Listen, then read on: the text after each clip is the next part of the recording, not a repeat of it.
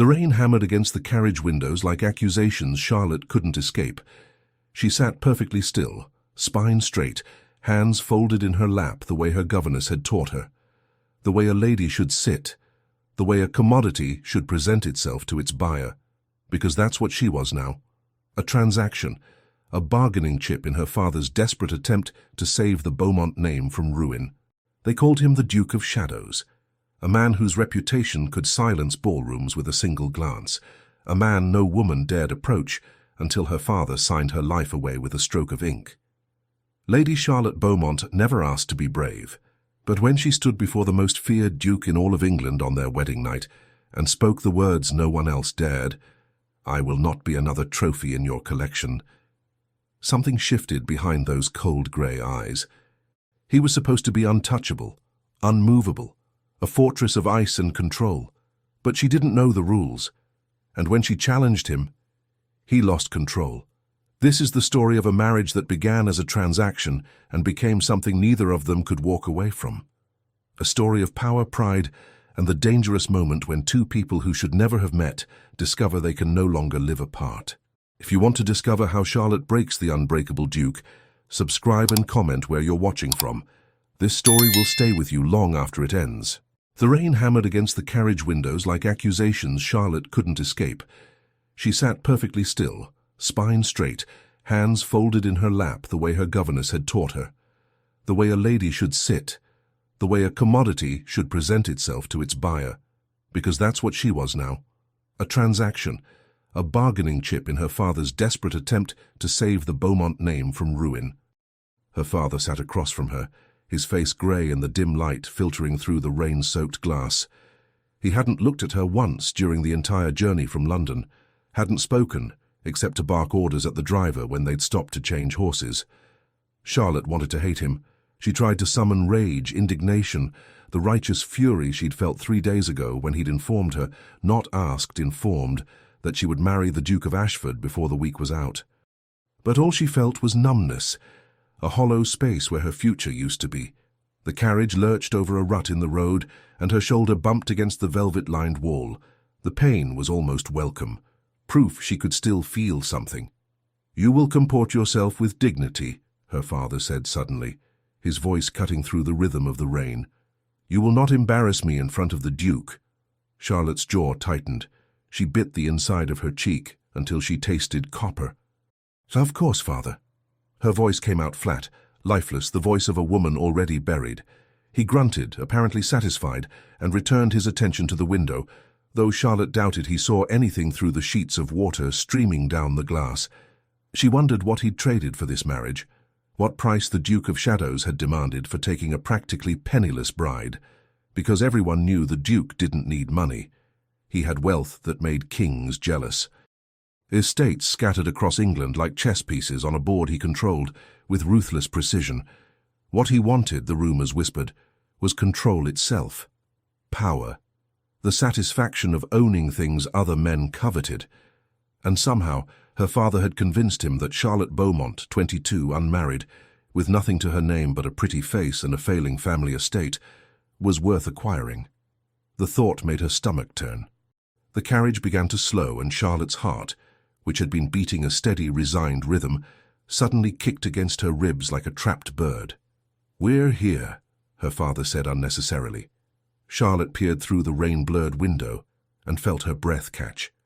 Ashford Manor rose from the landscape like something from a Gothic novel, all dark stone and towering spires, windows that gleamed like watching eyes. Even through the storm, it radiated power, permanence, the kind of wealth that had existed for centuries and would exist for centuries more. A shiver ran down her spine that had nothing to do with the cold. The carriage stopped beneath a covered portico, and immediately a footman appeared with an umbrella, opening the door with practiced efficiency. Charlotte's father descended first, not bothering to offer her his hand. She gathered her skirts and stepped down onto rain-slicked stone, her kid leather boots barely making a sound. The air smelled of wet earth and something else, something sharp and green like crushed herbs. The massive oak doors of the manor swung open, and a butler appeared, his expression perfectly neutral. "Lord Beaumont, Miss Beaumont, His Grace is expecting you in the study." Of course he was. The Duke of Shadows wouldn't be the type to greet guests in a drawing room like a normal person. He would summon them like subjects before a throne. Charlotte lifted her chin and followed her father into the entrance hall. She'd expected grandeur. She'd expected wealth. She hadn't expected beauty. The entrance hall soared 3 stories high, with a sweeping marble staircase that curved like a dancer's arm. Portraits lined the walls, centuries of Ashford ancestors staring down with varying degrees of judgment. A chandelier hung from the ceiling, its crystals catching the grey light from the windows and scattering it across the floor in fractured rainbows.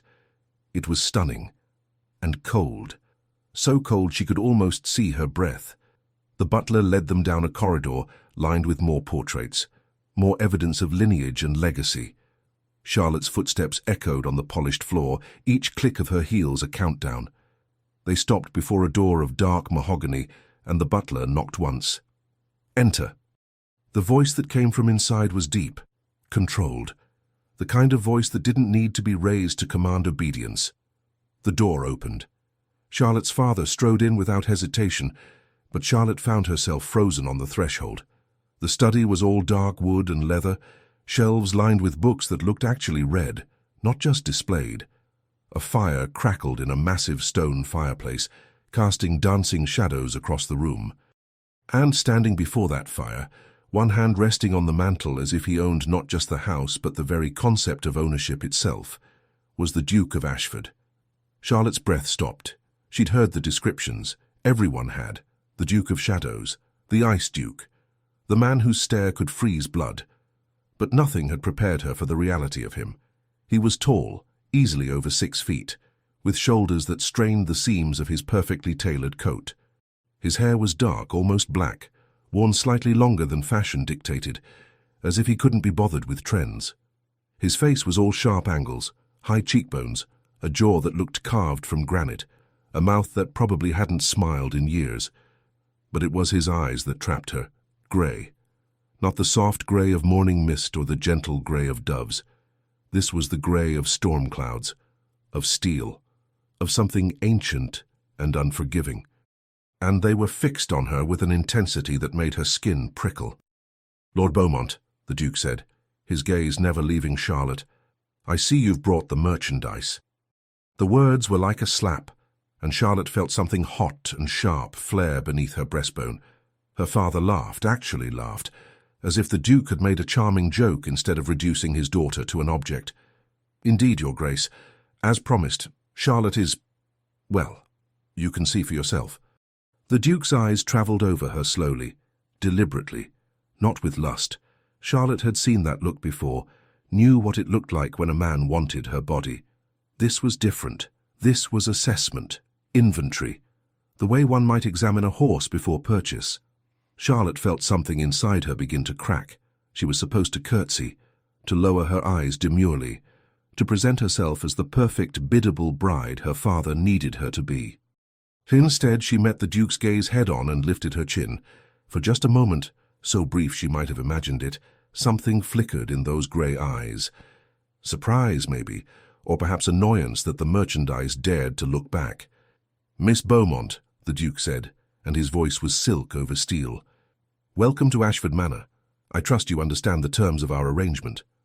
"I understand that I had no say in it," Charlotte heard herself reply. The temperature in the room dropped 10 degrees.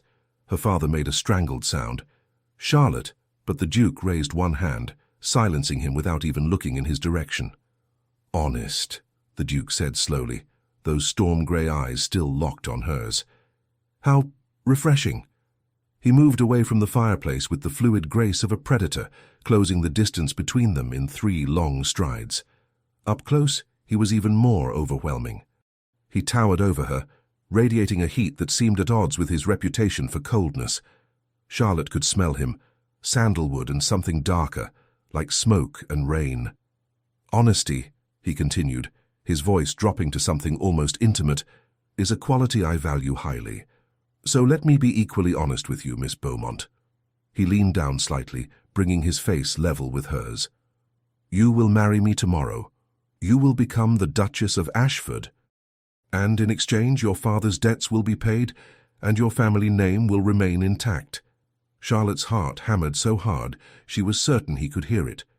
"What you will not do," he continued, each word precise and deliberate, "is cause me embarrassment. You will not gossip. You will not make scenes. You will present yourself as a credit to the Ashford name, and in return you will want for nothing." He straightened, putting distance between them again, and Charlotte felt like she could finally breathe. "Do we have an understanding, Miss Beaumont?" Every instinct screamed at her to nod, to agree, to take the path of least resistance and survive this transaction with whatever dignity she could salvage. But Charlotte looked at this man, this duke who thought he could buy her compliance along with her name, and felt that crack inside her widen into something like defiance. "I understand perfectly, Your Grace," she said, her voice steady despite the trembling in her hands. "But I have one condition of my own." Her father gasped. The Duke's eyebrows rose a fraction of an inch. "A condition," he repeated, and there was something dangerous in his tone now. Charlotte forced herself to hold his gaze. "I will not be invisible. I will not be another portrait on your wall, silent and still and easily ignored." She took a breath that felt like swallowing glass. "If you want me to be your Duchess, then I will be a real person, with thoughts and opinions and the right to speak them." The silence that followed was absolute. Her father looked like he might faint. The Duke stood perfectly still, his expression unreadable. And then slowly, so slowly Charlotte wondered if she was imagining it, one corner of his mouth lifted. Not a smile, not quite, but something that might have been the ghost of one. "Interesting," he murmured, more to himself than to her. He turned away, returning to his position by the fire, and waved one hand dismissively. "The wedding is tomorrow at 10. Mrs. Hartwell will show you to your rooms. You may go." It was a dismissal, clear and final.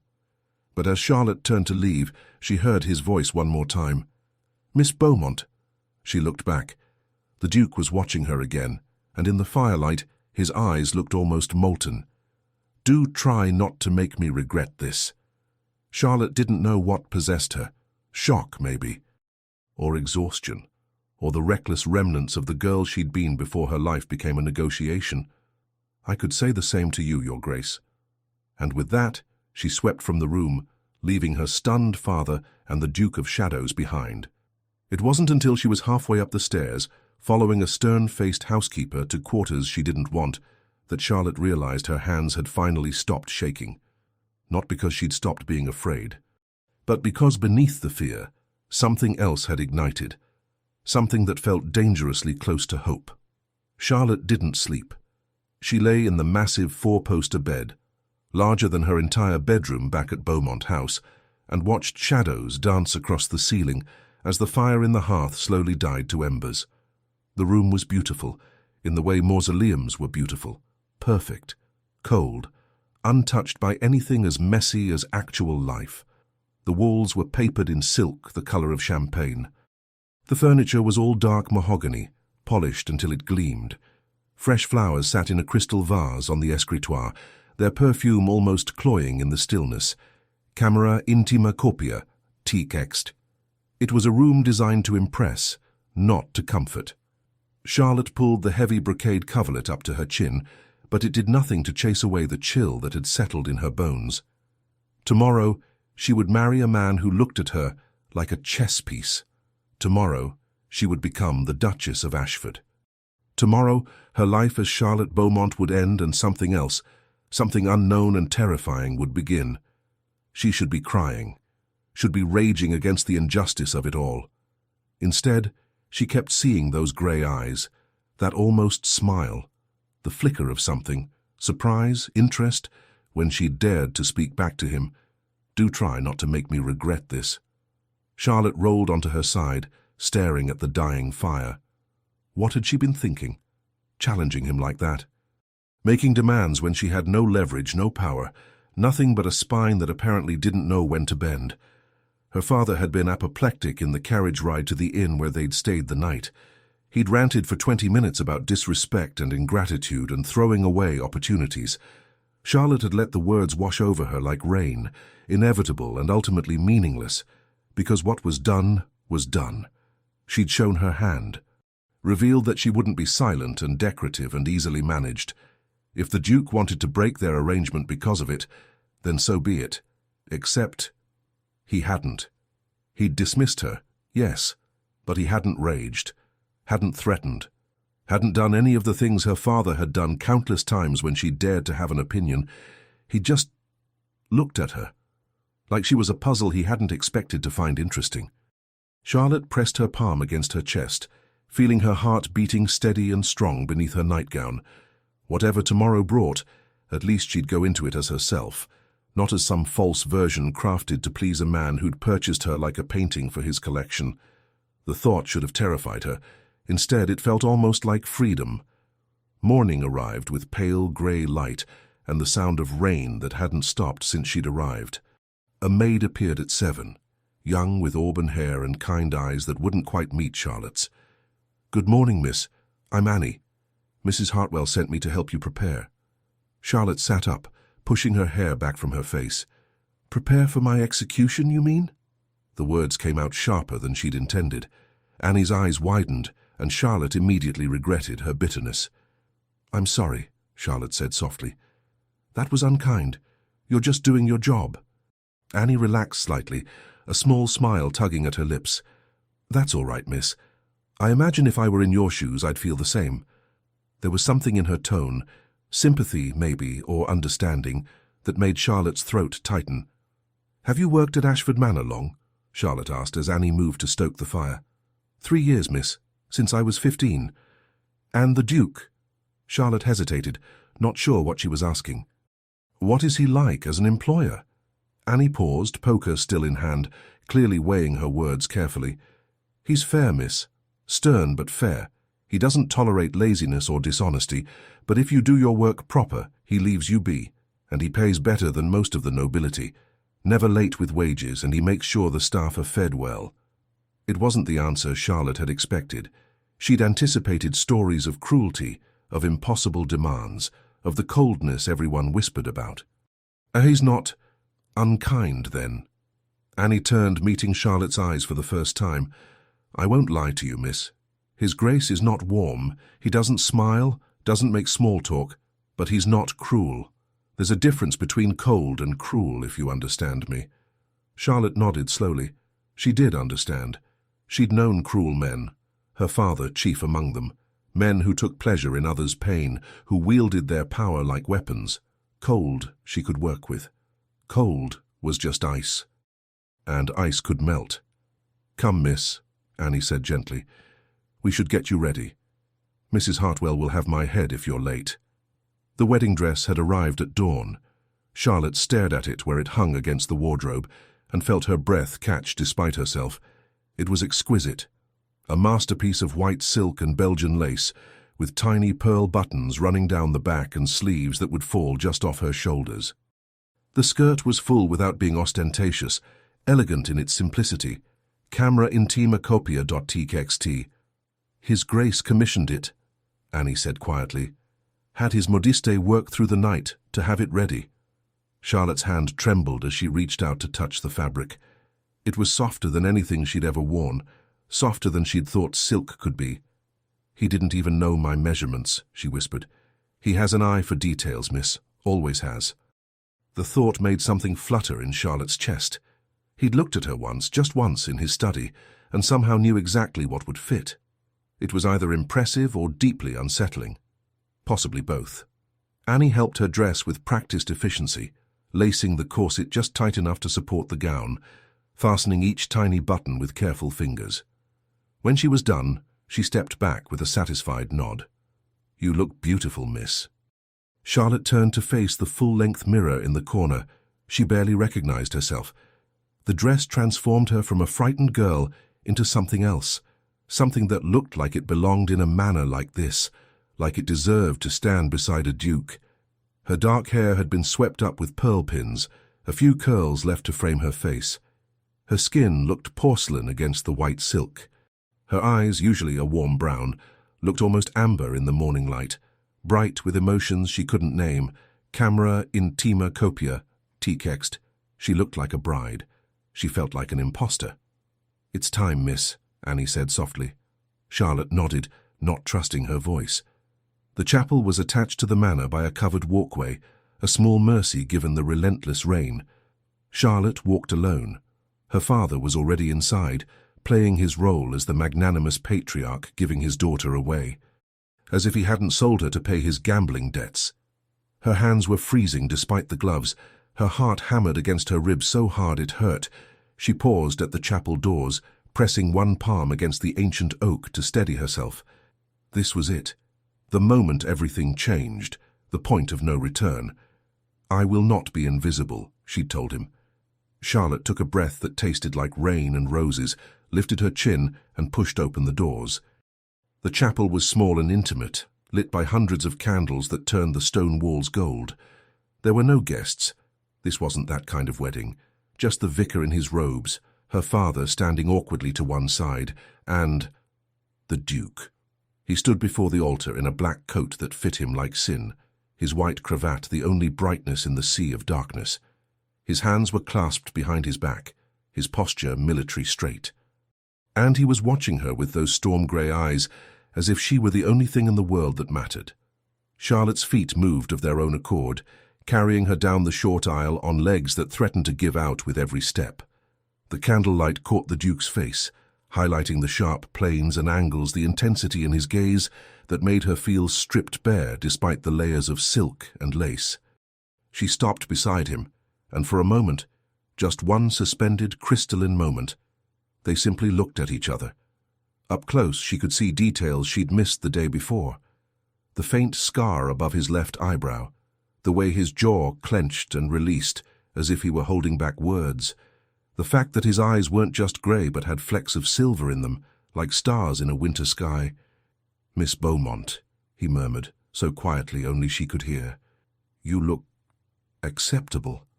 Acceptable. Charlotte felt a smile tug at her lips despite everything. High praise from the Duke of Shadows.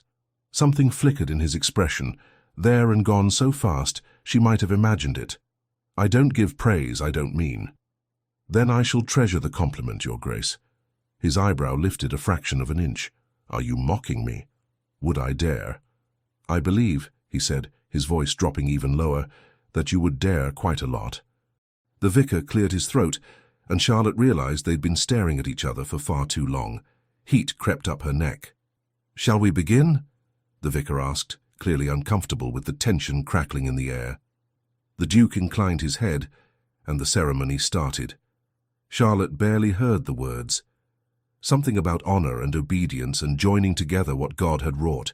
Ancient promises that felt hollow in the candlelit chapel.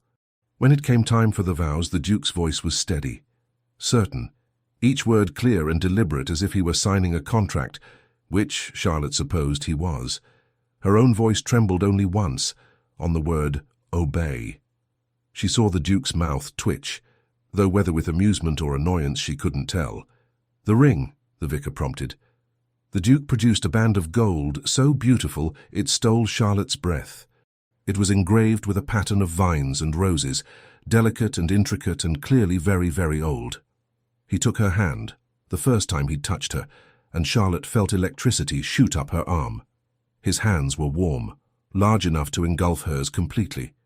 Calloused in a way that surprised her. These weren't the soft hands of a man who did nothing but sign papers and attend balls. He slid the ring onto her finger, with a gentleness that seemed at odds with everything she knew about him. It fit perfectly, of course it did. "I now pronounce you man and wife," the vicar said, and Charlotte's stomach dropped. "You may kiss your bride, Your Grace." Oh, God. She hadn't thought about this part. The Duke turned to face her fully, and Charlotte saw something shift in his expression. A question, maybe, or a warning. He leaned down slowly, giving her time to pull away if she wanted, she realized. Charlotte tilted her face up. Their lips met, and the world stopped. It wasn't passionate. It wasn't deep, just a brush of mouth against mouth, soft and brief and utterly devastating in its tenderness. Charlotte's eyes fluttered closed, and for just that heartbeat of contact, she forgot everything. The arrangement, the transaction, the fear. All that existed was warmth and the faint taste of mint and the impossible softness of his lips against hers. And then, it was over. The Duke pulled back, his eyes dark and unreadable. "Duchess," he said, and the words sounded like both a greeting and a possession. Charlotte's knees felt weak. "Duke." His mouth curved into something that might have been a smile if he remembered how. "Welcome," he murmured, so quietly only she could hear, "to the rest of your life." There was no wedding breakfast, no gathering of well-wishers, no toasts with champagne, no cake decorated with sugar roses and good wishes. Charlotte stood in the entrance hall of Ashford Manor, still wearing her wedding dress, watching her father's carriage disappear down the rain-soaked drive through the front windows. He hadn't said goodbye, hadn't offered congratulations or paternal advice, or even a stiff embrace. He'd simply collected his payment, whatever arrangement he'd made with the Duke, and left. Charlotte was alone. Well, not alone. She could feel the Duke's presence behind her like a physical weight. He hadn't spoken since they'd left the chapel, hadn't touched her beyond that devastating kiss that still tingled on her lips. The silence stretched between them, thick and charged. "Your father was eager to depart," the Duke said finally, his voice carefully neutral. Charlotte didn't turn around. He got what he came for. And what was that, precisely? Freedom from his debts, and freedom from me. She heard the Duke move closer, his footsteps barely audible on the marble floor. "Did he hurt you?" The question was so unexpected that Charlotte did turn then, finding the Duke closer than she'd anticipated, close enough that she could see the fine lines at the corners of his eyes, the way his jaw was clenched as if he were bracing for her answer. "Not physically," Charlotte said quietly. "My father's cruelty was always more refined than that." Something dark flickered across the Duke's face. "I see." He reached out slowly, giving her time to move away, and tucked a loose curl behind her ear. The gesture was so gentle, so at odds with everything she'd heard about the Duke of Shadows, that Charlotte's breath caught. "You're my Duchess now," he said, his voice low and intense, "which means you're under my protection. No one, not your father, not anyone, will hurt you again, refined or otherwise." Charlotte's heart hammered in her chest. "Why? Why what? Why do you care? I'm just the merchandise you purchased." The Duke's expression hardened. He dropped his hand from her face and stepped back, and Charlotte immediately mourned the loss of his warmth. "Is that what you think?" His voice had gone cold again, that ice she'd expected from the beginning sliding back into place like armor. "That I see you as an object? You called me that yourself. Yesterday, in your study. I was testing you." Charlotte blinked. "Testing me? To see if you had any fire in you, any spine?" His mouth curved into something that wasn't quite a smile. "You passed. Spectacularly, I might add." Charlotte stared at him, trying to reconcile this with the man she'd thought she was marrying. "I don't understand you." "Good," the Duke said, and this time it was definitely a smile, small and sharp and somehow sad. "I'd be disappointed if you did. After all, we've known each other less than 2 days." He offered his arm, the gesture formal and courteous. "Come. Mrs. Hartwell has prepared a light luncheon. You must be hungry." Charlotte wasn't hungry. Her stomach was a knot of anxiety and confusion, and something else she couldn't name. But she placed her hand on his arm anyway, feeling the solid strength of him beneath the fine wool of his coat. They walked through the manor in silence, and Charlotte found herself studying the Duke from the corner of her eye. He was impossibly tall, forcing her to look up even when they were standing side by side. His profile was all sharp edges, nose, jaw, cheekbones that could cut glass. But there was something almost beautiful about the severity of it, like a blade honed to perfection. And his hands. She kept noticing his hands. They were large and scarred in places, the hands of a man who'd done more than sign papers and attend balls.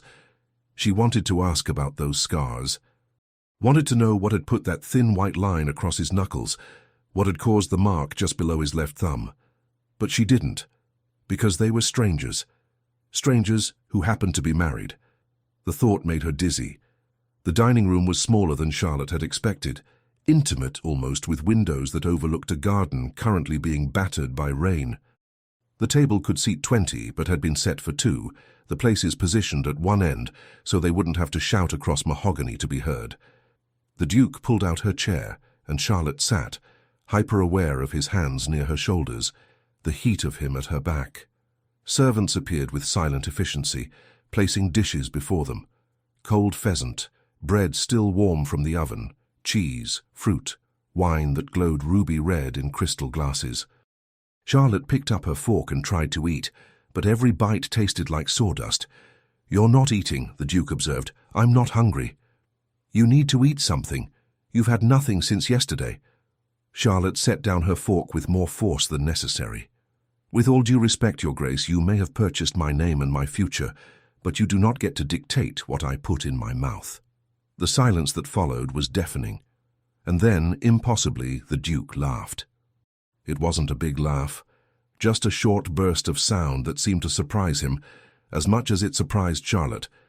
But it transformed his face completely, softening the harsh lines, making him look younger, almost approachable. "There's that fire again," he said, shaking his head.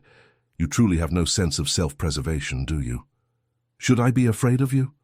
The Duke's smile faded.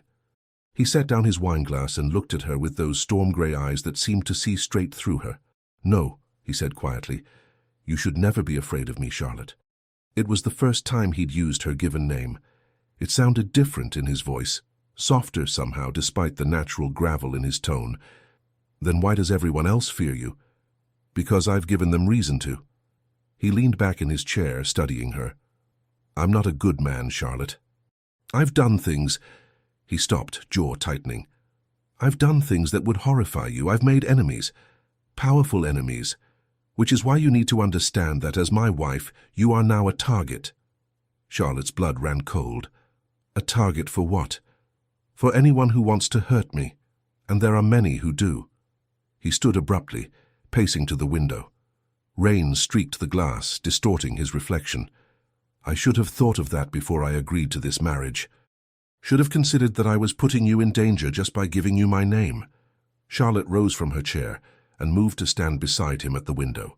Up close, she could see the tension in his shoulders, the way his hands were clenched at his sides. "What exactly did my father tell you about me?" she asked quietly. The Duke glanced at her sidelong. "That you were biddable, quiet, obedient, that you would cause me no trouble and ask for nothing." Charlotte couldn't help it. She laughed. It came out bitter and sharp. "Then I'm afraid you've been severely misled, Your Grace." "Alexander," Charlotte blinked. "What?" "My name is Alexander, and given that we're married, I think you can dispense with the formality." His mouth quirked. "At least when we're alone." "Alexander," Charlotte repeated, testing the name on her tongue. It suited him, strong, classic, with just a hint of something ancient and powerful. "Better," he said, and there was approval in his voice that made warmth bloom in Charlotte's chest. They stood together at the window, watching the rain, and for a moment the silence between them felt almost comfortable. "I won't be biddable," Charlotte said finally, "or obedient, and I will most certainly cause you trouble. I'm counting on it." She looked up at him, confused. "You want me to cause trouble? I want you to be yourself." He turned to face her fully, and the intensity in his gaze stole her breath. "Whatever that is, however inconvenient it might be. Because I didn't marry you to have a beautiful statue standing in my house. I married you because—" He stopped abruptly, as if he'd said more than he intended. "Because why?" Charlotte pressed. But the shutters had come down again, that careful control sliding back into place. "Because it was advantageous. For both of us. It shouldn't have hurt. It was the truth, after all. This was a transaction, an arrangement. But it did hurt, more than Charlotte wanted to admit. She stepped back, putting distance between them. "Of course. How foolish of me to think otherwise. Charlotte, if you'll excuse me, Your Grace, I'd like to rest. It's been a very long day." She didn't wait for his permission, just swept from the room with as much dignity as she could muster, leaving him standing alone by the window. It wasn't until she was halfway up the grand staircase that she heard him call after her. "Charlotte." She stopped but didn't turn around. "Your rooms adjoin mine. There's a connecting door." Her heart kicked into her throat. Of course there was. They were married. There would be expectations, duties, the wedding night, oh God. She'd been so focused on the ceremony itself that she hadn't let herself think about what came after. "The door has a lock," Alexander continued, his voice floating up the staircase. "On your side. Use it if you wish. I won't come to you until you're ready." Charlotte's hand gripped the banister so hard her knuckles went white. She turned slowly to look down at him. He stood at the base of the stairs, hands in his pockets, looking up at her with an expression she couldn't read. "And if I'm never ready?" she asked, her voice barely above a whisper. Something painful flickered across his face. "Then the door stays locked. I told you, Charlotte, I'm many things, but I'm not a monster." He turned and walked away, disappearing into the shadows of the corridor, leaving Charlotte standing alone on the stairs with her heart in her throat and questions burning behind her eyes. Charlotte's rooms were exactly as she'd left them that morning, beautiful, cold, impersonal. But now there was a door. It was set into the wall opposite her bed, made of the same dark wood as everything else in the manor. Brass hinges, a brass lock that glinted in the fading afternoon light. Charlotte crossed the room slowly and placed her palm against the wood. She could hear movement on the other side. Footsteps, the low murmur of a male voice, Alexander's, speaking to someone. A valet, probably. Her husband was on the other side of this door, the man who'd kissed her with unexpected gentleness, who'd laughed at her defiance, who'd promised protection and then admitted he was putting her in danger just by marrying her. The man who'd given her a lock and told her to use it. Charlotte's hand moved to the key, turning it slowly until she heard the click of the bolt sliding home. She waited, heart pounding, for a knock, for Alexander to test the door, to demand entry, to exercise his rights as her husband. But there was nothing, just silence from the other side of the door. Charlotte pressed her forehead against the wood and closed her eyes. What was she doing? What had she gotten herself into? She should be terrified, should be planning her escape, counting the days until she could annul this disaster of a marriage and return to what? Her father's house? Where she was nothing but a burden and a disappointment. At least here, in this beautiful prison, she was something. The Duchess of Ashford. A woman with a name, a title, a room of her own with a lock on the door. It wasn't freedom, but it was more than she'd had before. Charlotte changed out of her wedding dress with shaking hands, hanging it carefully in the wardrobe. She pulled on a nightgown, soft cotton that felt like heaven after the constriction of silk and corset, and climbed into bed. The rain had finally stopped, leaving behind a heavy silence that pressed against the windows. Charlotte lay in the darkness and listened to the sounds of the manor settling around her. Footsteps in distant corridors, the creak of old wood, the whisper of wind through the eaves, and from the other side of the locked door, nothing. Her husband, the Duke of Shadows, honoring his word. Charlotte closed her eyes and tried to sleep, ignoring the small, traitorous part of her heart that wondered what would have happened if she'd left the door unlocked. Morning came too quickly and not quickly enough. Charlotte woke to sunlight streaming through windows she'd forgotten to curtain, turning her room into a box of golden light that made her squint and burrow deeper into the covers. For one blissful moment, she forgot where she was. And then reality crashed over her like ice water. She was married. She was the Duchess of Ashford. She was lying in a bed in a manor that was now supposedly her home, with a husband on the other side of a locked door who she barely knew and didn't understand. Charlotte groaned and pulled a pillow over her face. A knock at her door made her shoot upright, heart racing. But it wasn't the connecting door, it was the main door, the one leading to the corridor. "Come in," Charlotte called, her voice rough with sleep. Annie entered with a tea tray, her expression carefully cheerful. "Good morning, Your Grace." Your Grace. Charlotte would never get used to that. "Good morning, Annie." The maid set the tray on the small table by the window and began pulling back the heavy curtains, flooding the room with even more light. "His Grace asked me to inform you that breakfast will be served in the morning room at 9, if you wish to join him. But if you'd prefer to eat here, I can bring you a tray." Charlotte glanced at the clock on the mantel. 8:30. Which meant she had 30 minutes to decide whether to face her husband or hide in her room like a coward. She thought of the way he'd looked at her yesterday, the gentleness in his touch, the promise of protection. And then she thought of the locked door between them. "I'll join him," Charlotte heard herself say. Annie's smile was approving. "Very good, Your Grace. Shall I help you dress?" 20 minutes later, Charlotte stood before her mirror in a morning dress of pale blue muslin, her hair swept up in a simple style that Annie had somehow made look elegant. She looked like a duchess, poised, proper, put together. She felt like a fraud. Charlotte took a deep breath, squared her shoulders, and made her way downstairs. The morning room was exactly what its name implied, a room designed to catch the morning sun, with windows facing east and furniture upholstered in cheerful yellows and whites that seemed at odds with the rest of the manor's Gothic grandeur. Alexander was already there, seated at a small round table with a newspaper spread before him and a cup of coffee at his elbow. He looked up when Charlotte entered, and something shifted in his expression, there and gone so fast she might have imagined it. "Good morning," he said, rising with the automatic courtesy of his class. "I hope you slept well."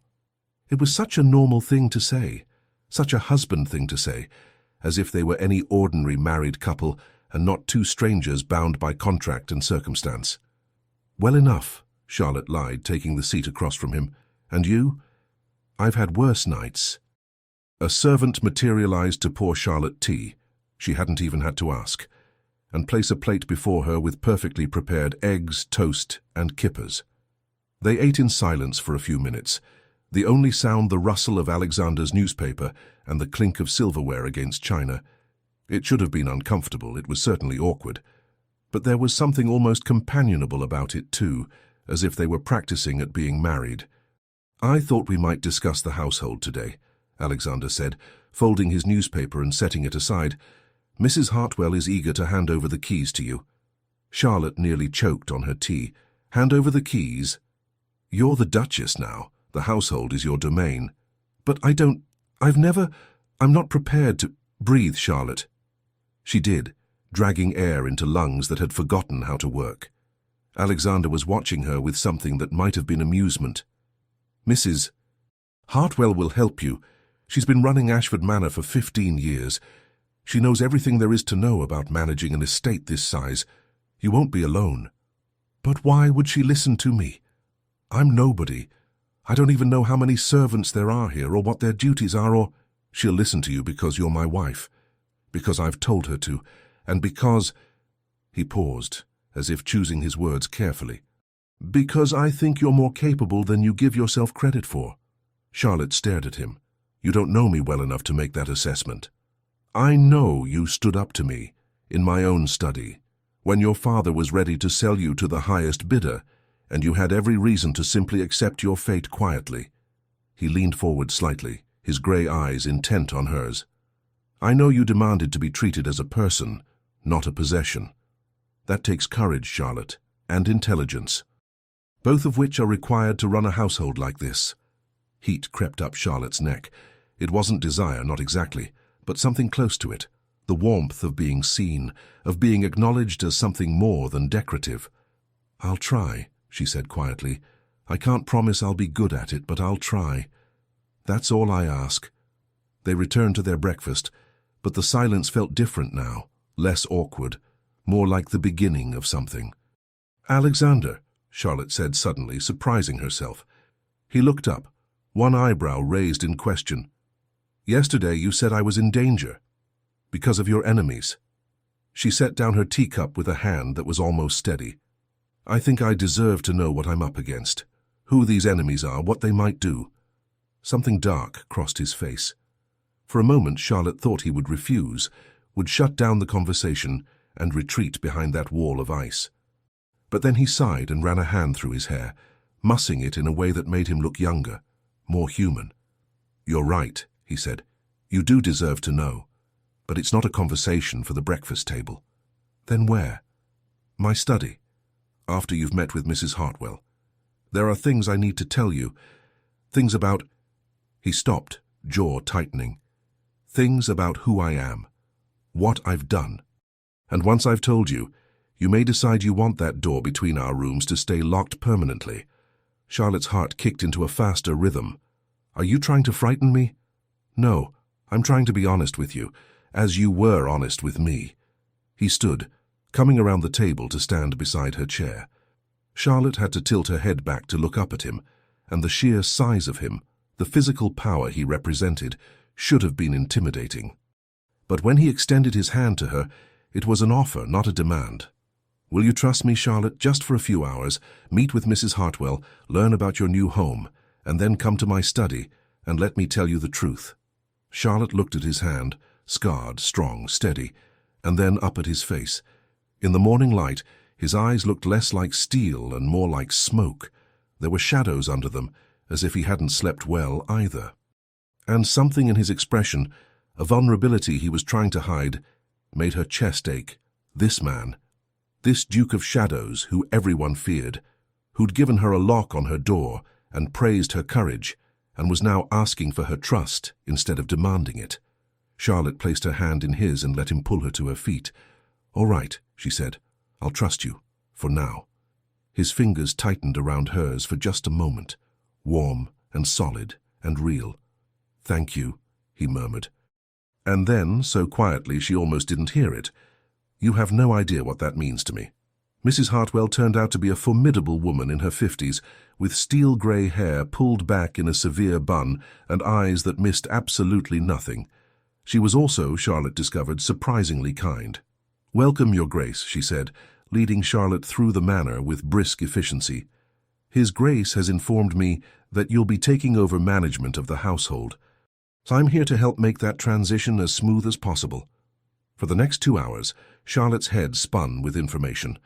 There were 37 servants at Ashford Manor, 37 people whose wages, schedules, duties, and personal dramas she was now supposedly responsible for. There were menus to approve, supplies to order, accounts to review.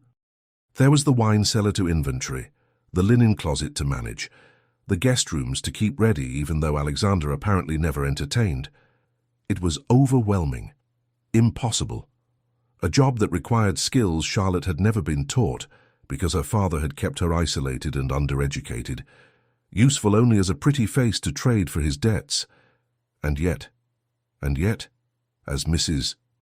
Hartwell explained the household systems, the careful organization, the schedules, the way everything ran like clockwork, Charlotte felt something unfamiliar stir in her chest. Interest. And beneath that, excitement. This wasn't just a manor. It was a small kingdom, a complex machine that required intelligence and attention and care to keep running smoothly. And Alexander had given it to her, trusted her with it. "You're doing very well, Your Grace," Mrs. Hartwell said as they finished touring the kitchens. There was approval in her tone that made Charlotte stand a little straighter.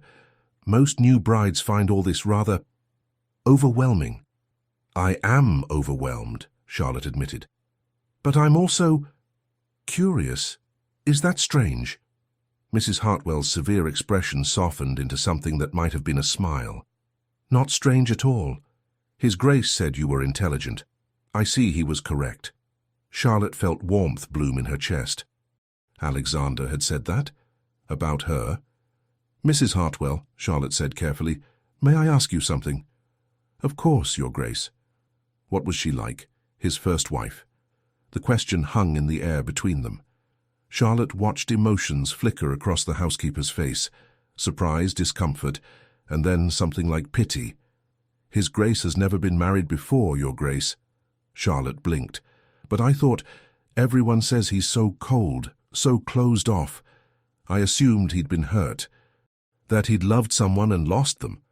"No," Mrs. Hartwell said quietly. "His Grace's coldness comes from a different source entirely, but it's not my place to speak of it. If you want to understand His Grace, you'll have to ask him yourself." Which, Charlotte realized, was exactly what she was about to do. Alexander's study was exactly as Charlotte remembered, all dark wood and leather, books and firelight. But now she saw details she'd missed before. The way the books were organized by subject, not just for show.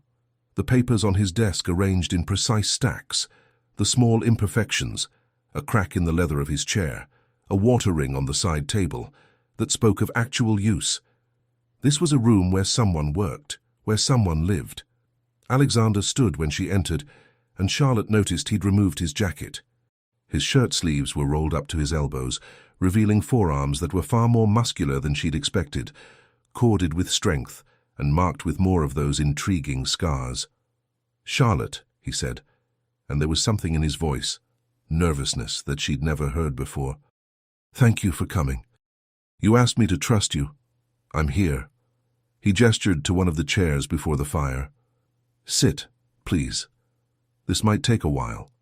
Charlotte sat, folding her hands in her lap to keep them from trembling. Alexander remained standing, pacing to the window and back, clearly gathering his thoughts. Finally, he spoke. "What do you know about the war?" he asked. Charlotte blinked at the apparent non sequitur. "The war with France, it's been going on for years.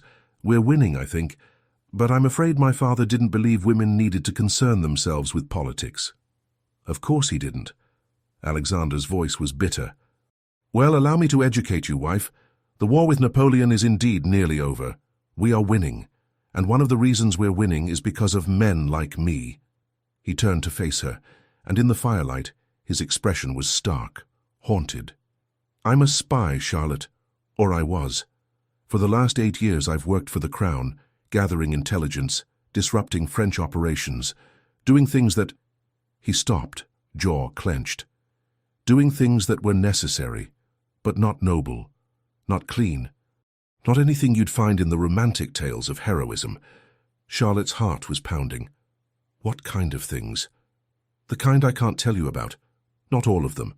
But you need to understand that I've made powerful enemies, men who would very much like to see me dead. And now that I have a wife," his voice roughened, "now they have a way to hurt me that doesn't require getting past my guards or poisoning my wine." Understanding crashed over Charlotte like a wave. "They could hurt you by hurting me." "Yes. That's why you married me. Not for the usual reasons, heirs, alliances, money. You married me because—" She stopped, pieces clicking into place. "You married me to keep me safe." Alexander's laugh was sharp and bitter. "Is that what you think?" "Isn't it? My father owed someone money. Dangerous people, probably. You paid his debts and took me as payment, which means those dangerous people have no reason to come after me. And by giving me your name and your protection, you ensured that anyone who tries to hurt me is making an enemy of you." Charlotte stood, moving closer to him. "That's it, isn't it? This marriage. It's not about you acquiring property or satisfying lust, or any of the things marriages usually are. It's about protection."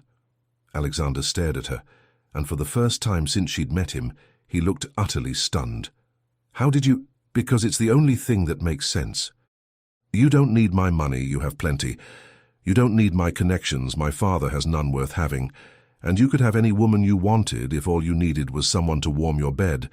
But what you needed was someone you could protect, someone who would be safer with your name than without it." She was standing right in front of him now, close enough to see the rapid pulse at his throat, the way his hands were clenched at his sides. "Whose daughter am I really, Alexander? What did my father do that put me in so much danger that marrying the Duke of Shadows was the safer option?" Alexander's eyes closed briefly, and when he opened them they were full of something that looked like pain. "Your father gambled with the wrong people, made deals with French sympathizers, got in so deep that when they demanded payment and he couldn't provide it, they told him they'd take you instead. Not as payment, as leverage. To use against—" He stopped. "Against you," Charlotte finished, the pieces finally falling into place. "They were going to take me to use against you, which means my father knew about your work, about what you do for the Crown." "How?" "Because I made a mistake 3 years ago, used him as an unwitting asset, passed information through him without his knowledge, but someone found out, put the pieces together, realized that Lord Beaumont had access to certain networks, certain information, and they've been watching him ever since." Alexander's voice had gone flat, emotionless in the way of men reciting unforgivable truths. "When your father's debts came due and he couldn't pay, they saw an opportunity. They knew I'd been using him, knew I'd feel responsible for putting him and you in danger. So they told him exactly what they'd do to his daughter if he didn't surrender you to them." Charlotte's blood ran cold. What would they have done? Nothing good. Nothing you need details about. Just know that death would have been a mercy compared to what they had planned. He finally looked at her, and his eyes were twin storms of grief and rage and guilt. So, yes, Charlotte, I married you to keep you safe. I married you because it was my fault you were in danger in the first place. I married you because the thought of what they would do to you if I didn't— His voice broke. I couldn't let that happen. I couldn't. Charlotte's hand moved of its own accord, reaching up to touch his face. He flinched at the contact as if he didn't deserve gentleness. You saved me, she whispered. I endangered you first. You saved me, she repeated more firmly, and you gave me a choice. You could have forced this marriage, could have treated me as property the way everyone expected, but you didn't. You gave me a lock on my door. You asked for my trust instead of demanding it. You're trying to protect me even now by telling me the truth instead of letting me live in ignorance. She stepped closer, and Alexander's breath caught. So yes, I'm in danger.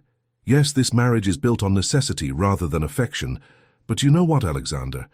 I'd rather be here with you knowing the truth than anywhere else living a lie. You don't know what you're saying, he said roughly. You don't know what being married to me really means. Then show me, Charlotte challenged. Show me what it means to be your duchess, your partner.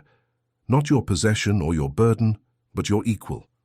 Something in Alexander's expression cracked.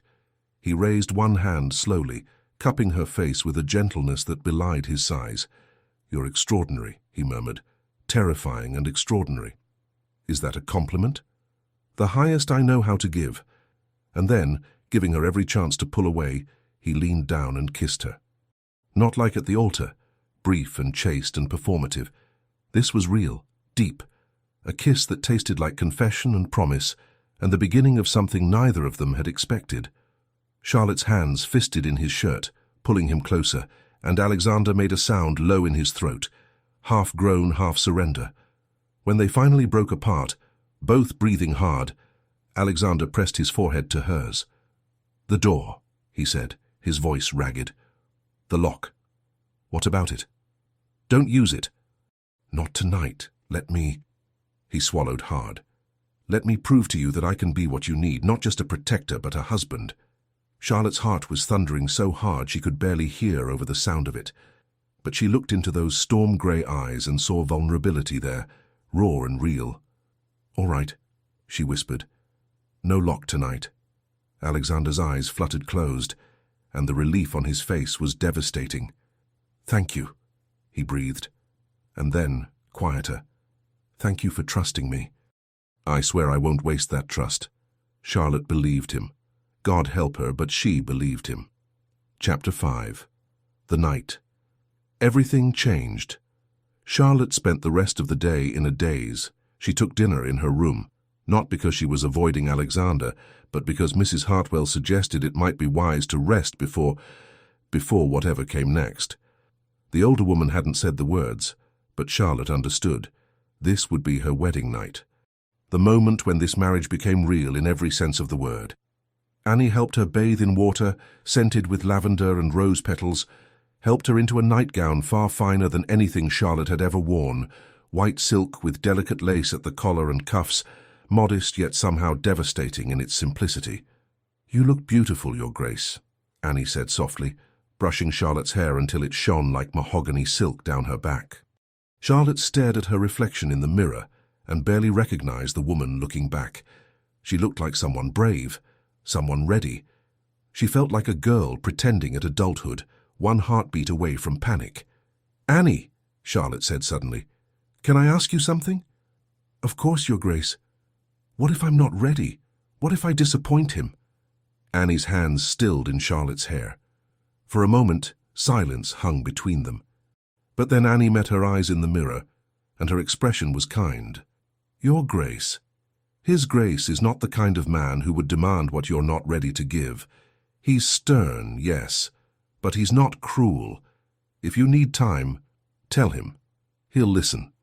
Charlotte nodded, throat tight. Thank you, she whispered. Annie finished with her hair and stepped back. Is there anything else you need, Your Grace? Courage, Charlotte said with a laugh that sounded more like a sob. I already have that, Your Grace, more than you know. And then Annie was gone and Charlotte was alone with her racing heart and the door. The unlocked door. Charlotte moved to it slowly, pressing her palm against the wood the way she had last night. But this time she didn't turn the key. This time she left the lock untouched and stepped back, waiting. The knock came at 10 o'clock exactly. 3 soft raps against the door. A question, not a demand. Charlotte's voice barely worked. "Come in." The door opened slowly and Alexander stepped through. He'd changed out of his formal attire into a simple white shirt and dark trousers, his feet bare against the carpet. Without his jacket and cravat, he looked less like a duke and more like a man, his dark hair falling across his forehead in a way that softened the sharp angles of his face. His eyes found hers across the room, and Charlotte saw everything she was feeling reflected back at her. Nervousness, hope, a vulnerability that made her chest ache. "Charlotte," he said, and her name in his mouth sounded like a prayer. "Are you certain about this? Because if you've changed your mind, if you need more time—" "I haven't," Charlotte interrupted. Her voice was steadier than she felt. "I told you I'd trust you. I meant it." Alexander crossed the room slowly, stopping just in front of her. Up close, Charlotte could see the rapid pulse at his throat, the way his hands trembled slightly at his sides. He was nervous too, she realized. This powerful man who'd faced danger countless times, he was nervous about this moment with her. The realization steadied her. Charlotte reached up and placed her hand over his heart, feeling it thunder against her palm. "Breathe, Alexander," she said, echoing his words from the breakfast table that morning. He did, dragging in air like a drowning man. And then, so slowly it felt like an eternity, he raised his hands to frame her face with a gentleness that made her eyes sting. "You're beautiful," he murmured. "I don't think I told you that. At the wedding. You were so beautiful, it hurt to look at you." Charlotte felt warmth bloom in her cheeks. "You told me I looked acceptable. I lied." His thumb brushed her cheekbone with devastating tenderness. "I was terrified, Charlotte. Standing in that chapel, watching you walk toward me, knowing that you deserved so much better than a man like me." "Stop," Charlotte whispered. "Stop thinking you're not worthy. You saved me, Alexander. You gave me a choice when I'd never had one. You gave me a voice. You always had a voice. I just made sure people had to listen." Charlotte smiled despite the tears threatening to spill. "Then show me who you really are. Not the Duke of Shadows, just Alexander, just the man I married." Something in his expression cracked wide open. He leaned down and kissed her, softly at first, a question rather than a demand. Charlotte answered by rising on her toes, her arms wrapping around his neck, pulling him closer. The kiss deepened, and Charlotte felt the world fade away. There was only this moment. Only Alexander. Only the warmth spreading through her chest like sunrise. When they finally broke apart, both breathing hard, Alexander pressed his forehead to hers. "If at any moment you need me to stop," he said, his voice rough with emotion. "If you're afraid or uncomfortable or—" "I know," Charlotte said. "I know you'll stop. That's why I'm not afraid." Alexander's eyes closed briefly, as if her words had physically moved him. "I don't deserve you," he whispered. "You do, and I'm choosing you, right now, freely." He kissed her again, and this time Charlotte felt all his carefully maintained control begin to crack. Felt the years of loneliness and isolation in the way he held her, as if she were the only real thing in a world full of shadows. The candles flickered on the mantel, casting dancing light across the walls. Outside, rain began to fall again, a soft patter against the windows that cocooned them in their own private world. "Charlotte," Alexander breathed against her hair. "My Charlotte." "Yours," she agreed. "And you're mine." He drew back just enough to look at her, and the expression on his face, wonder and tenderness and something that looked like worship, stole her breath. "Always," he promised. And then there were no more words. Just the quiet rustle of fabric, the dying crackle of the fire, the whisper of rain against glass, just two people who'd found each other in the darkness, learning what it meant to no longer be alone. The candles had burned to stubs by the time Charlotte opened her eyes. She didn't remember falling asleep. didn't remember the exact moment when nervousness had transformed into trust, and trust into something infinitely deeper. But she woke to soft grey light filtering through the curtains, and Alexander's arms wrapped protectively around her, his steady heartbeat beneath her ear the most comforting sound she'd ever heard. Charlotte shifted slightly, and Alexander's arms tightened instinctively, even in sleep. She studied his face in the dawn light, the sharp angles softened by sleep, the lines of tension smoothed away. He looked younger like this, peaceful, like a man who'd finally found something worth holding on to. Charlotte's chest ached with the enormity of what she felt. Love. She loved this impossible man, this spy who'd become a savior, this duke who'd given her freedom instead of a cage. As if sensing her gaze, Alexander's eyes fluttered open. For a moment he looked disoriented, and then his eyes found hers and he smiled. It was a real smile. Unguarded, beautiful. "Good morning," he murmured, his voice rough with sleep. "Good morning." His hand came up to cup her face, thumb brushing her cheekbone as if reassuring himself she was real. "Are you all right?" he asked quietly. Charlotte understood what he was really asking, whether he'd hurt her, whether she regretted anything about the night before. She caught his hand and pressed a kiss to his palm. "I'm perfect," she said, and meant it with every fiber of her being. Relief flooded Alexander's expression. He pulled her closer, burying his face in her hair.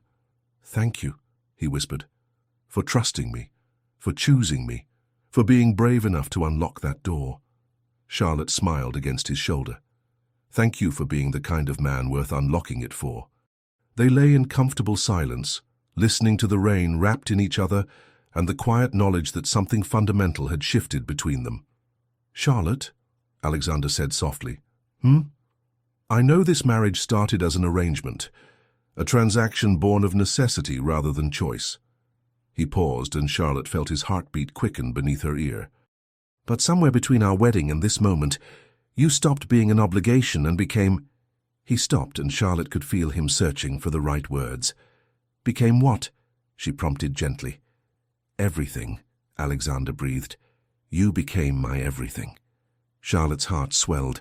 She pushed herself up to look at him properly, seeing the vulnerability in his eyes, the fear that he'd said too much too soon. "You're my everything too," she whispered. "I don't know exactly when it happened. Maybe when you gave me that lock. Maybe when you told me the truth about who you are. Maybe last night, when you showed me what tenderness looks like. But somewhere along the way, I fell in love with you." Alexander's eyes widened, his breath catching. "Say that again." "I love you, Alexander." The smile that broke across his face was like watching ice melt in spring. Slow, inevitable, transformative. "I love you too," he said, his voice thick with emotion. "God, Charlotte, I love you so much it terrifies me." He pulled her down for a kiss that was sweet and deep and full of promise. When they broke apart, Charlotte settled back against his chest with a contented sigh. "What happens now?" she asked. "Now?" Alexander's arms tightened around her. "Now we build a life together. A real marriage. Not an arrangement or a transaction, but a partnership. I'd like that. So would I." He pressed a kiss to the top of her head. "Though I warn you, I'm going to be insufferable about your safety. You've become far too precious to risk." Charlotte laughed. "I can live with insufferable, as long as you can live with me being stubborn and opinionated and refusing to be ornamental." "I'm counting on it," Alexander said, and the warmth in his voice made Charlotte's heart sing. They lay together as the rain continued to fall and the grey morning light slowly brightened to pale gold. Outside, the world went on as it always had, but inside this room everything had changed. Two strangers brought together by circumstance had become something neither expected. Partners, confidants, lovers in the truest sense, not just of body, but of soul. Charlotte closed her eyes and listened to Alexander's heartbeat, steady and strong and real. This was what freedom felt like, she realized, not the absence of commitment, but the presence of choice. The knowledge that she'd chosen this man, and he'd chosen her back, freely, completely, forever. "Charlotte," Alexander murmured. "Yes? Stay with me, not just this morning, But always, build this life with me. Be my partner in everything." Charlotte smiled against his chest. "Always," she promised. "In everything." And as Alexander held her close and the rain washed the world clean outside their windows, Charlotte knew with absolute certainty that she was exactly where she belonged. In the arms of the man she loved. Finally, gloriously home. Charlotte woke to an empty bed. For one horrible moment, panic seized her chest. Had last night been a dream? Had Alexander regretted it, regretted her, and fled back to his own room? But then she saw the note on the pillow beside her, written in a strong, angular hand, called away on urgent business. "I'll be back by noon. Lock the door behind me." Charlotte sat up, clutching the note to her chest. The sheets beside her were cold, which meant he'd been gone for hours, but he'd left a note. He'd thought of her, even in whatever crisis had called him away, and he'd signed it just A, not Your Grace, or Ashford, or even Alexander. Just A. Something intimate and personal that made her heart skip.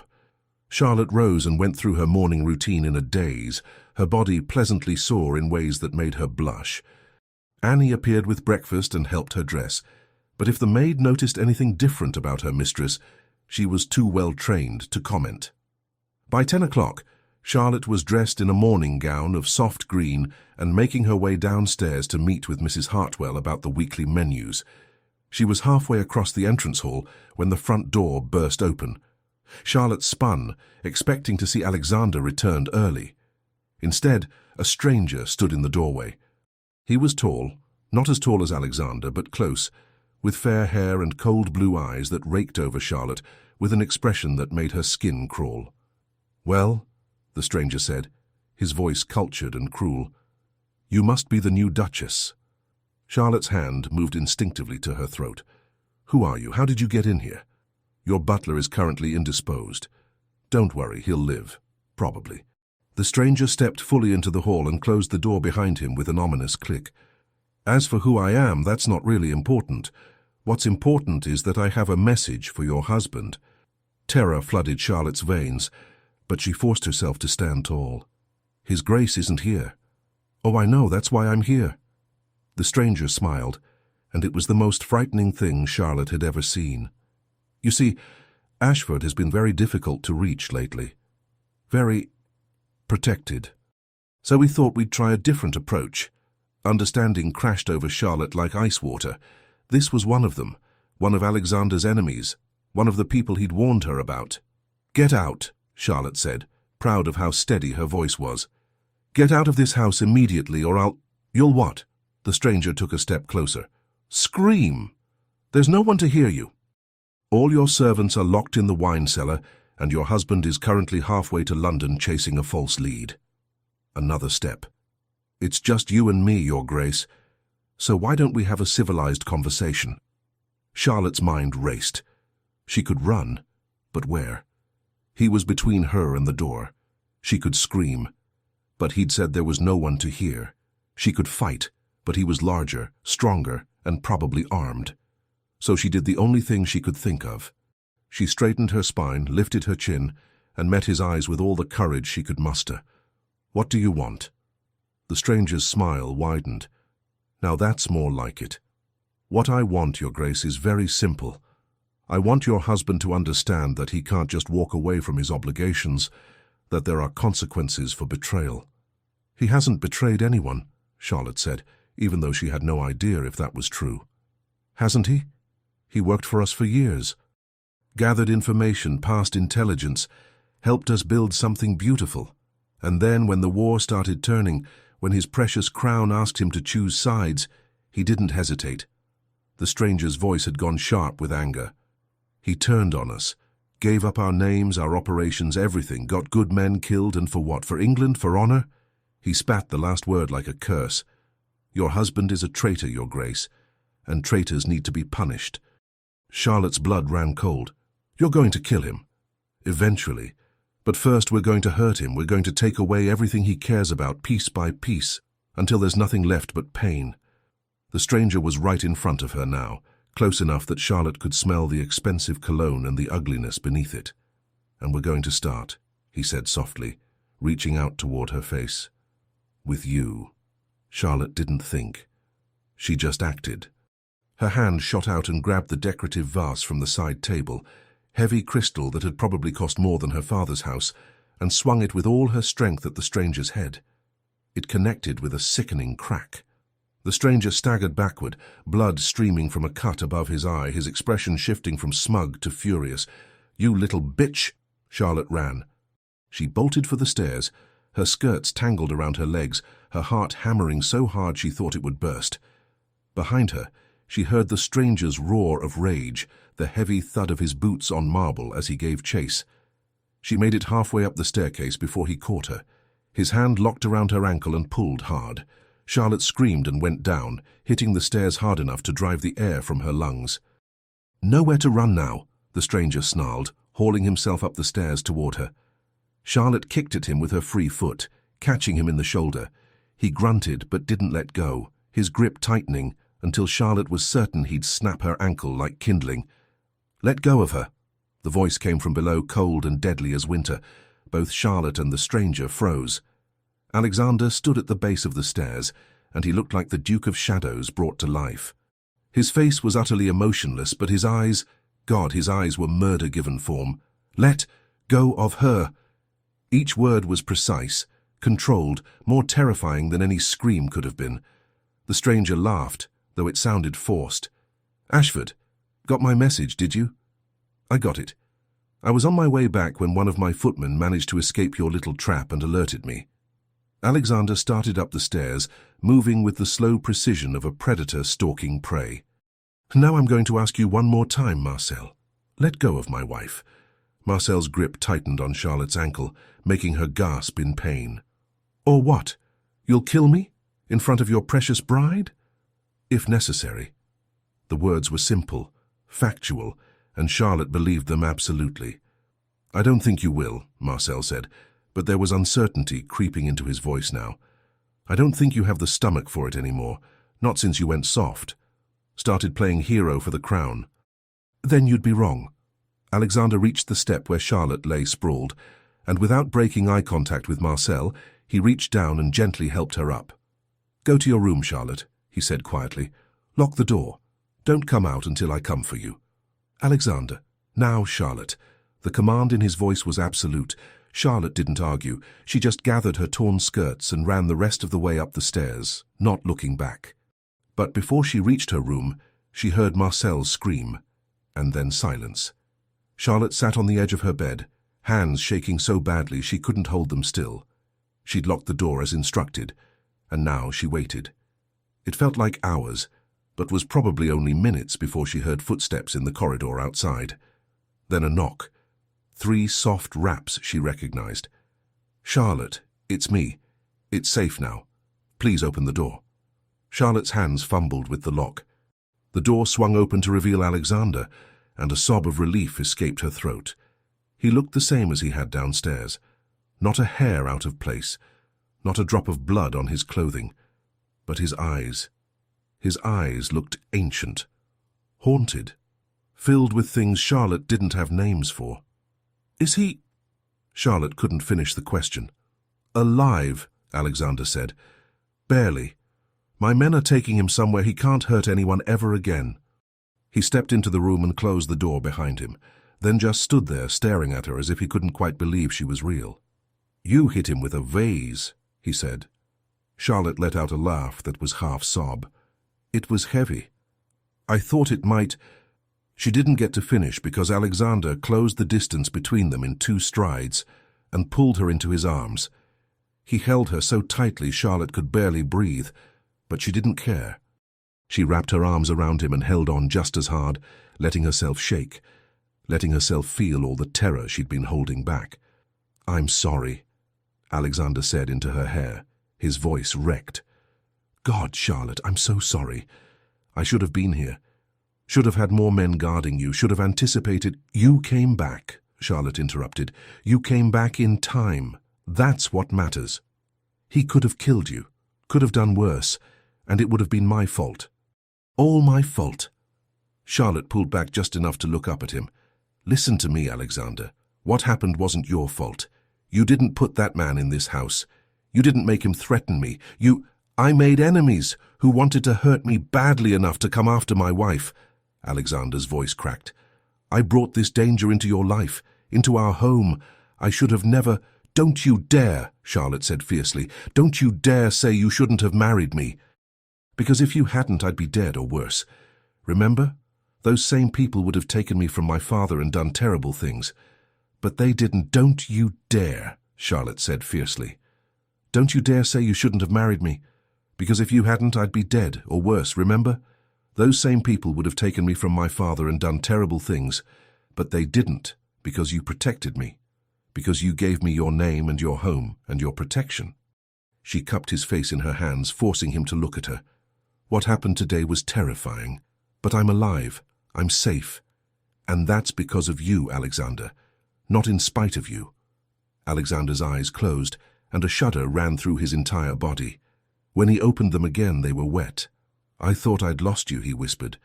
"When my footman told me Marcel was here, that he'd gotten past our defenses, I thought—" His voice broke.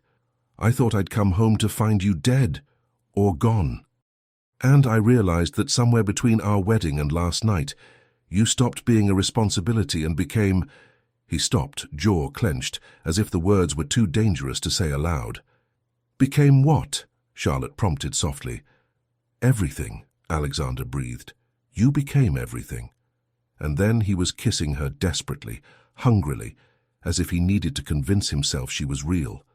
Charlotte kissed him back with equal fervor, pouring everything she felt, all the terror and relief and the fierce, impossible thing growing in her chest that she wasn't quite ready to name, into the kiss. When they finally broke apart, both breathing hard, Alexander pressed his forehead to hers. "No more locked doors," he said. "From now on, I sleep in your room. I keep you close. I don't let you out of my sight." "Alexander, you can't possibly—" "I can, and I will." His hands framed her face with devastating gentleness. "You're my wife, Charlotte, my duchess, my—" He swallowed hard. "My heart, and I will not lose you. Not to Marcel, not to anyone." Charlotte's breath caught. "Your heart?" Alexander's smile was tremulous, vulnerable in a way she'd never seen him. "Yes," he said simply. "My heart. I know it's too soon. I know we barely know each other. But Charlotte, when I thought you were in danger, when I thought I might lose you—" He shook his head. "I've faced death 100 times. I've walked into situations where I knew I might not walk out. And I've never been afraid, not once. But today I was terrified, because losing you would be worse than dying." Tears spilled down Charlotte's cheeks. "Alexander, you don't have to say anything," he said quickly. "I don't expect you to feel the same. I just needed you to know, needed you to understand why I'm going to be insufferable about your safety from now on." Charlotte laughed through her tears. "You're already insufferable. Then I'll be more so." She pulled him down for another kiss, softer this time, sweeter. "For the record," she whispered against his lips, "you're my heart too. I don't know when it happened. Maybe when you gave me a lock on my door. Maybe when you told me the truth about who you are. Maybe last night, when you held me like I was something precious. But somewhere along the way you stopped being the Duke of Shadows and became just Alexander, and I fell in love with him. Alexander went completely still. You love me. Yes, you impossible man. I love you." The smile that broke across his face was like sunrise after a long night, brilliant and warm and so beautiful it hurt to look at. "Say it again," he demanded. "I love you." "Again. I love you, Alexander. I love you." He lifted her off her feet and spun her in a circle, laughing, actually laughing, like a man who'd forgotten how and suddenly remembered. When he set her down, his eyes were bright with joy and something that looked like wonder. "I love you too," he said. "God help me, Charlotte, but I love you more than I thought possible, more than I knew I was capable of." And then there were no more words. Just the two of them, holding each other close, grateful to be alive and together and impossibly, wonderfully in love. 3 months later, Charlotte stood in the drawing room of Ashford Manor, receiving her first guests as Duchess. She'd been terrified when Alexander suggested hosting a small gathering. Terrified that she'd embarrass him, say the wrong thing, use the wrong fork, commit some unforgivable social sin that would reflect poorly on the Ashford name. But Alexander had kissed her fears away and told her she was magnificent. And Mrs. Hartwell had helped her plan every detail until Charlotte felt almost confident. Almost. "Your Grace, the Countess of Pemberton has arrived," the butler announced. Charlotte took a deep breath, smoothed her gown, a stunning creation of sapphire silk that made her eyes look enormous, and moved forward to greet her guest. "Lady Pemberton, how lovely to see you." The Countess was a formidable woman in her 60s, with sharp eyes that missed nothing. She'd been a friend of Alexander's late mother, and Charlotte had been warned that her approval was crucial for Charlotte's acceptance in society. "Your Grace," Lady Pemberton said, looking Charlotte up and down with undisguised assessment, "you're younger than I expected." "And you're exactly as formidable as everyone said," Charlotte replied, before she could stop herself. Lady Pemberton's eyebrows shot up, and then miraculously she laughed. "I like you," she declared. "You've got spine." "Good. Ashford needs someone with spine." Over the next hour, more guests arrived. Minor nobility mostly. Alexander had insisted on starting small. Charlotte greeted them all with growing confidence, making conversation about art and music, and carefully avoiding politics, despite her newfound fascination with the subject. She'd been studying. Reading the newspapers Alexander left in his study, asking him questions about the war and Parliament, and the complex web of alliances that governed their world. He'd been surprised at first, then delighted, spending hours explaining things her father had deemed too complicated for a woman's mind. Charlotte was learning that she had a good head for strategy, for seeing patterns and connections others missed. Alexander had started asking her opinion on matters he once would have kept entirely to himself. "You're a natural at this," Alexander murmured, appearing at her elbow with a glass of wine for each of them. "Look at you, charming the Countess into submission." Charlotte accepted the wine gratefully. "She's not so terrifying once you realize she just wants people to be honest with her. Most people are too afraid to be honest. Then most people are fools." Charlotte took a sip of wine and surveyed the room. "Though I admit I'm exhausted. How do you do this all the time?" "I don't. That's why I married someone who could do it for me." Charlotte elbowed him gently. "Liar. You married me because you're hopelessly in love with me." "That too," Alexander agreed, and the warmth in his voice made Charlotte's heart flutter even after 3 months of marriage. 3 months of learning each other, of heated arguments and passionate reconciliations, of waking up tangled together and falling asleep in each other's arms. 3 months of becoming partners in every sense of the word.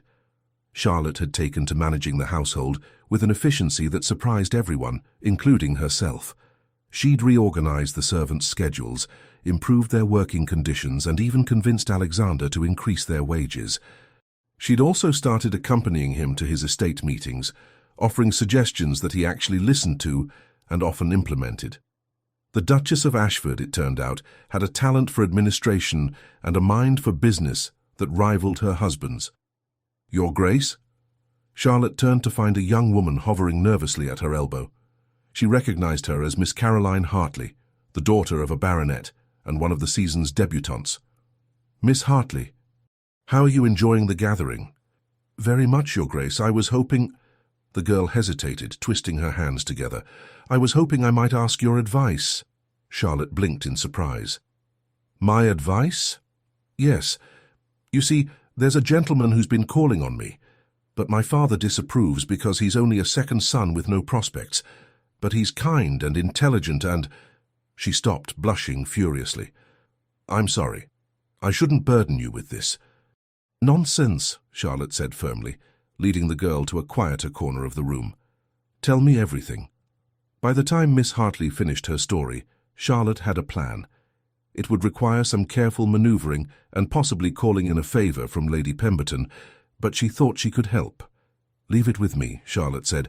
"I can't promise anything, but I'll see what I can do." Miss Hartley's eyes filled with tears. "Thank you, Your Grace. Thank you so much." After the girl had gone, Alexander appeared again, shaking his head with amusement. "You're going to meddle, aren't you?" "It's not meddling. It's helping. It's meddling. You're going to become one of those society women who manages everyone's lives." Charlotte lifted her chin. "And if I am?" Alexander's smile was soft, proud. "Then I pity anyone who gets in your way, because you're magnificent when you're determined." He leaned down and pressed a kiss to her temple, right there in front of all their guests. "I love you," he murmured, so quietly only she could hear. "I love you too," Charlotte whispered back. That night, after the guests had departed, and Charlotte had shed her sapphire gown for a nightgown of soft white cotton, she found Alexander in their shared bedroom, staring into the fire. "What's wrong?" she asked, crossing to stand beside him. "Nothing's wrong." But his expression was troubled. Charlotte waited, knowing he'd tell her in his own time. Finally he spoke. "I received word today. The war is over. Napoleon has been defeated. England has won." Charlotte's heart leaped. "Alexander, that's wonderful. Why do you look so—" "The Crown has asked me to return to service. They want me to go to Vienna for the peace negotiations, to serve as an intelligence advisor." Understanding crashed over Charlotte like a wave. "You'd have to leave." "For 6 months, maybe longer." Alexander turned to face her, and his eyes were full of conflict. "I told them I'd think about it, that I needed to discuss it with my wife." Charlotte's chest felt tight. 6 months, half a year without him, after these 3 perfect months of learning to be married, of falling deeper in love with every passing day. But she could see the conflict in his face, the duty warring with desire. "Do you want to go?" she asked quietly. "Part of me does. The part that spent 8 years in service to the Crown. The part that feels like I owe them this after everything. And the other part? The other part never wants to leave your side again." He cupped her face in his hands. "The other part remembers what it felt like to almost lose you and swears never to let you out of my sight." Charlotte covered his hands with hers. "Then take me with you." Alexander's eyes widened. "What?" "Take me with you. To Vienna. I can be useful there. You said yourself I have a head for strategy, and I won't let you do this alone. Charlotte, it could be dangerous. More dangerous than staying here while you're thousands of miles away worrying about me. More dangerous than being apart when we've only just learned how to be together." She stepped closer until they were nearly touching. "We're partners, Alexander, in everything, which means where you go, I go. If you serve the Crown, then so do I. Together." Alexander stared at her for a long moment, and then, slowly, a smile broke across his face. "You're extraordinary," he said. "Do you know that? You may have mentioned it once or twice." He pulled her into his arms and held her close, his heart beating steady and strong against her cheek. "Vienna, then," he said. "Together." "Together," Charlotte agreed. And as Alexander carried her to bed and loved her with a tenderness that still made her breath catch, Charlotte thought about the girl she'd been just 3 months ago, frightened, powerless, resigned to a life she hadn't chosen, and she thought about the woman she'd become, the Duchess who'd faced down an assassin, who'd learned to run a household and navigate society, who'd fallen in love with the most impossible man in England. That girl would never have imagined this, would never have believed that an arranged marriage to the Duke of Shadows could become the greatest love story she'd never dared to dream. But here she was, in the arms of the man she loved, planning adventures and facing the future without fear. Together. Vienna in winter was breathtakingly beautiful. Charlotte stood at the window of their apartments overlooking the Ringstrasse, watching snow fall like powdered diamonds over the city. Behind her, she could hear Alexander moving around the rooms, preparing for another day of negotiations. 6 weeks into their time in Vienna, and Charlotte had carved out her own role in the diplomatic dance. While Alexander advised on intelligence matters and strategic concerns, Charlotte had become something of a social force, hosting salons where diplomats and their wives mingled, gathering information through conversation and careful observation. It turned out that people told the Duchess of Ashford things they'd never tell her spy husband. They underestimated her, saw a pretty young woman and assumed she was decorative rather than dangerous. They were wrong. Charlotte had uncovered 3 plots against the negotiations, identified 2 double agents, and helped broker a crucial alliance between Austria and England, all through the careful application of charm, intelligence, and strategic gossip. Alexander was equal parts proud and terrified by what his wife had become. "You're going to give me grey hair," he told her last week after she'd casually mentioned preventing an assassination attempt. "You'll be distinguished," Charlotte had replied, kissing him until he forgot to be annoyed. Now as she watched the snow fall, Charlotte felt Alexander's arms wrap around her from behind, pulling her back against his chest. "What are you thinking about?" he murmured, pressing a kiss to the top of her head. "How different everything is from 6 months ago. How if someone had told me then that I'd be in Vienna, working alongside my husband to secure peace for England, I would have thought they were mad. And now? Now it feels like exactly where I'm supposed to be." Alexander's arms tightened. "I love you." "I know." Charlotte turned in his embrace to face him. "I love you too. Even when you're being overprotective and insufferable." "I am not overprotective." Charlotte raised an eyebrow. "You assigned me 3 bodyguards." 2, Alexander corrected. "The third one is just there to watch the other 2. "My point exactly." Alexander had the grace to look sheepish. "After what happened with Marcel—" "Who is currently rotting in an English prison," Charlotte interrupted, "along with his entire network, which you dismantled. I'm safe, Alexander." "You're never truly safe. Not as long as people know you're important to me. Then I suppose we'll just have to be dangerous together." Alexander's smile was slow and wicked. "I do like the sound of that." He was leaning down to kiss her when a sharp knock interrupted them. "Your Grace, you have a visitor," came the butler's voice through the door. Alexander sighed and pulled away. "Tell them I'll be there in a moment." "It's not for you, Your Grace. It's for the Duchess." Charlotte and Alexander exchanged surprised glances. Charlotte had made many acquaintances in Vienna, but few would call at this early hour. "Send them to the drawing room," Charlotte called. "I'll be right there." 5 minutes later, Charlotte entered the drawing room to find a woman waiting, tall, elegant, with dark hair shot through with silver and eyes that looked oddly familiar. "Your Grace," the woman said, rising to curtsy. "Thank you for seeing me. My name is Lady Catherine Blackwood. I believe you know my son." Charlotte's mind raced. Blackwood. She knew that name. One of Alexander's colleagues in intelligence, though they'd never been formally introduced. "Lady Blackwood." "Of course. Please sit. How can I help you?" The older woman's smile was knowing. "Actually, Your Grace, I'm here to help you, or rather to offer you an opportunity." She reached into her reticule and produced a small leather folder, which she handed to Charlotte.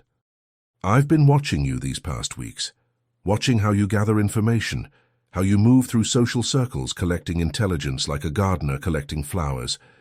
You have a rare gift, Your Grace, a talent that could be put to use in service of the Crown." Charlotte opened the folder and felt her breath catch. Inside were documents, official documents, bearing the royal seal. "You're offering me a position," she said slowly, "as an intelligence operative." "Not quite. What I'm offering is a partnership, a new division within our intelligence network, focused specifically on gathering information through social channels. Women like us, Your Grace, who can move in circles closed to men, who can hear secrets whispered behind fans and in ladies' parlors." Lady Blackwood leaned forward, her eyes intense. "I'm offering you a chance to build something entirely new, to serve your country not in spite of being a woman, but because of it. And to work alongside your husband as true equals in every sense." Charlotte's heart was racing. This was impossible. Women didn't do this kind of work. Not officially, not with royal sanction. And yet, here it was. An offer, an opportunity, a choice. "I need to discuss this with Alexander," Charlotte said. "Of course. Take all the time you need, though I suspect he'll be less surprised than you think." After Lady Blackwood departed, Charlotte sat alone in the drawing room, staring at the documents in her hands. She'd come so far from the frightened girl who'd ridden to Ashford Manor in the rain. She'd learned to be a wife, a duchess, a partner. She'd discovered strengths she never knew she had. And now she was being offered a chance to use those strengths in service of something larger than herself. The door opened and Alexander appeared, his expression cautious. Lady Blackwood found me in the hall, he said. Told me what she'd offered you. Did you know she was coming? I knew she was considering it. She asked my opinion last week. I told her it was entirely your decision. Charlotte looked up at him. What do you want me to do? Alexander crossed the room and knelt beside her chair, taking her hands in his. I want you to do whatever makes you happy. If that's returning to England and being the Duchess of Ashford in the traditional sense, hosting parties and managing estates and living a quiet life, then that's what we'll do. If it's this, building something new, taking risks, working in intelligence alongside me, then we'll do that instead. He pressed a kiss to her knuckles. I fell in love with you because you refused to be invisible, because you demanded to be seen as a full person with thoughts and opinions and agency. I won't take that away by telling you what to do now. Charlotte felt tears prick her eyes. I'm terrified. Good. That means you're smart enough to understand the risks. But I'm also excited. Is that wrong? Not wrong at all. Alexander's smile was fierce with pride. It's perfect. You're perfect. Charlotte looked down at the documents in her lap, then back up at her husband. Ask me why I love you, she said suddenly. Alexander blinked, surprised. Why do you love me?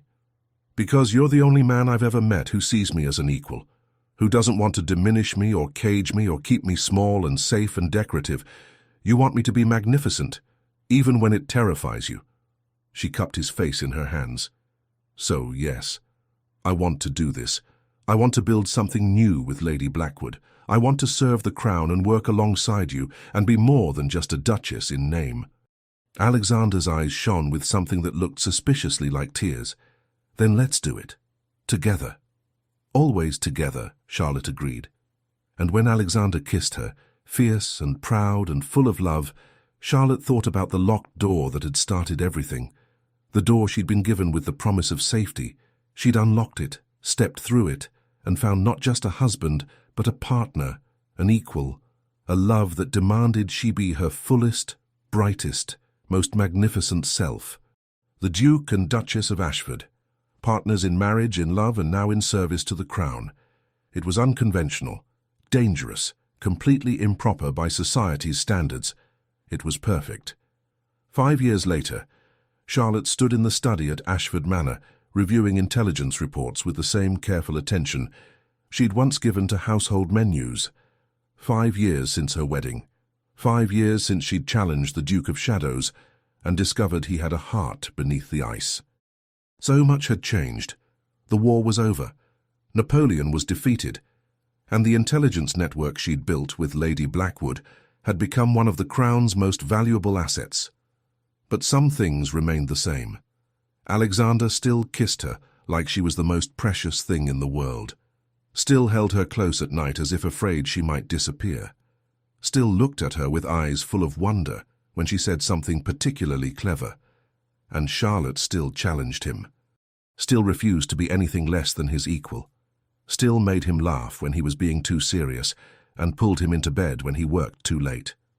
"You're brooding," Alexander said, appearing in the doorway with their daughter balanced on his hip. Emily was 3 years old, with Alexander's dark hair and Charlotte's warm brown eyes, and already she showed signs of inheriting both parents' stubborn streak. "Mama!" Emily reached for Charlotte, who took her with a laugh. "I'm not brooding. I'm thinking." "Same thing," Alexander said, kissing first his daughter's head and then his wife's mouth. "What about?" "About how 5 years ago I thought my life was ending, and instead, it was just beginning." Alexander's arms came around both of them, creating a circle of warmth and safety. "Best transaction I ever made," he said with a smile. Charlotte elbowed him. "I am not a transaction. No, you're my wife, my partner, my love, the mother of my child and the keeper of my heart." He pressed his forehead to hers while Emily giggled between them. "You're everything, Charlotte. You always have been, from the moment you walked into my study and refused to be diminished." Charlotte kissed him softly.